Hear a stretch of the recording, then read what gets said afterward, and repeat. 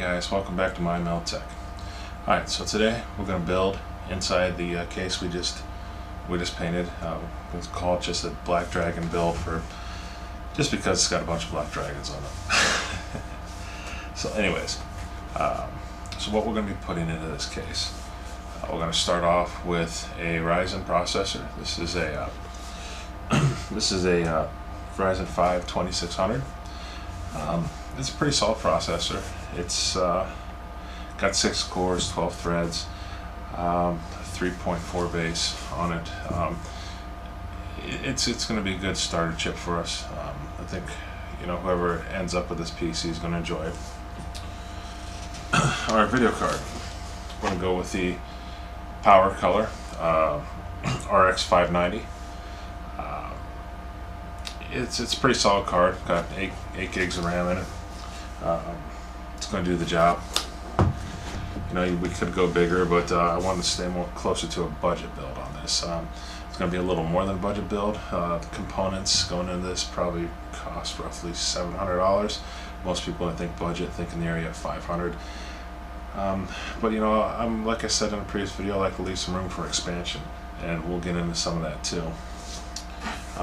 For a power supply, I have a PowerSpec power supply. It's a 650 watts. It's semi-modular. Not too bad. I believe that is Micro Center's brand, their in-house brand. In case you haven't guessed yet, I bought all these components at Micro Center. I live about 40 minutes from one, so lucky me. If you don't live close to Micro Center, sorry about your luck, but you can find a lot of good deals online also. So we're going to get into some storage. I've got a Samsung 860 EVO, 500 gigabytes that we're going to be putting in there for an SSD. For mass storage, we're going to be going with a Western Digital Blue. This is a 1 terabyte. So be able to store whatever you want in there, games, media, whatever. For RAM, we're going to go with some G.Skill. It'll be a 16 gig set. It's 3000 speed from like I said, G.Skill Aegis. Pretty good, not too bad. I'm going to add some additional case fans. I'm going to try some funky ones. I've seen these come up before in some videos, and I decided to give them a try. They're basically Chinese. They glow red, and they nice red ring. They don't look too bad. They come with some rubber pieces to put in here also that you can put in there to help with vibration. I'll put 2 of these in the top and 1 in the back. But this is made by a company called Up Here. These I did not get at Micro Center. I actually got these on Amazon. Pretty inexpensive. I figured I'd give them a whirl and see how they go. Last but definitely not least will be our motherboard. Here it is. So this is going to be our ROG Strix B450F gaming motherboard. Now, it chose this motherboard for a few reasons. One, this doesn't really fit a budget build, so people say, hey, you can get a cheaper motherboard. What I liked about this and what I liked about the case I picked out was expandability. This has 2 slots for the M.2, and so you have that going on. You can upgrade to a beefier processor later on. Basically, when I look at a motherboard, I look at it as the backbone of your PC. To me, there's a few things you shouldn't really skip on.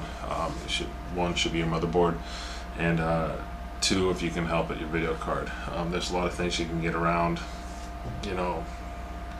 on the other things, but like I said, if you can get a good motherboard, good backbone in your PC, there's a lot you can do long term. You do it right, you can game on a PC just doing some upgrades here and there for like 3, 4, 5 years, depending on what you got in there. But you need to be able to expand to it, and that's one of the reasons I picked this motherboard. Is I just feel this is something that somebody can really grow into and go from there. All right, so without further ado, let's get down to our build.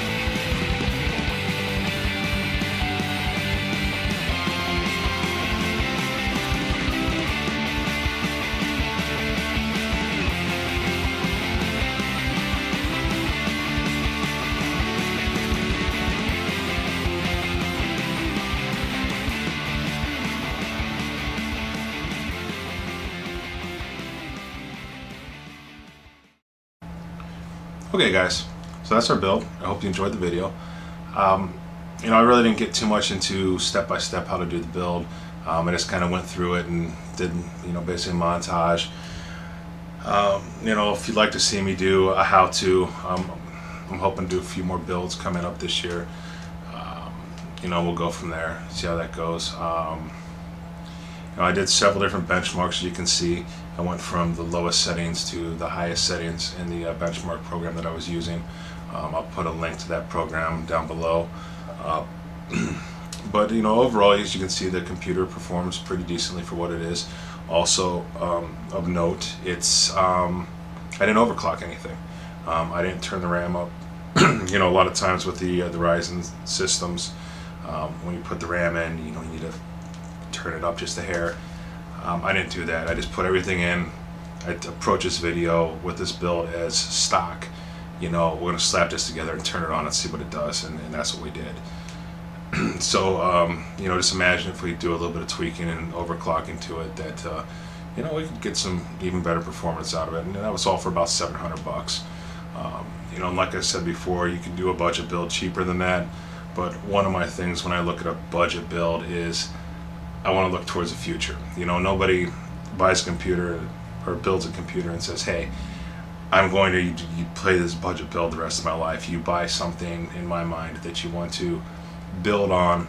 This is what I can afford now to get going, but what should I invest in now in order to grow this into a bigger beast later?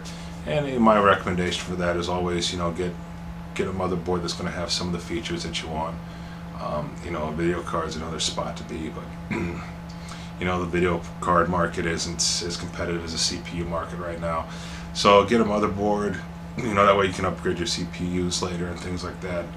And just go from there. Always try to look ahead. What can I do 6 months from now or a year from now? What am I going to get the most mileage out of? And that's always my recommendation, because that's a beautiful thing about computers is you can just put stuff in them and go. But again, hope you enjoyed it, and I'm hoping to do some more here soon. And thanks for watching. Mindmeld Tech. Thanks.